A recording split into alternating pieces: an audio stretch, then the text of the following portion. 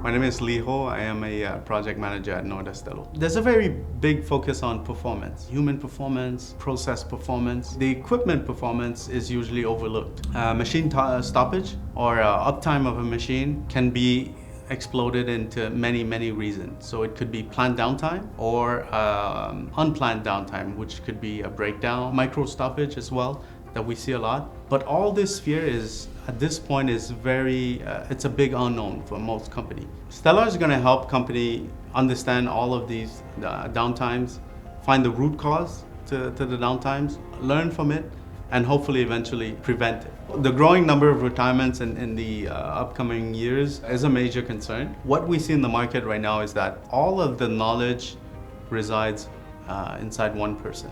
They're gonna retire or they're gonna leave the company with all this knowledge. Stelar is gonna help by collecting all this data, build this intelligence, and keep that intelligence inside the company. And of course, that way it's gonna help the company become less dependent on the workforce. It's gonna help us attract new employee or train new employee in a more efficient way. When you train employee with a program with data and information, well, number one, you're gonna accelerate the training process.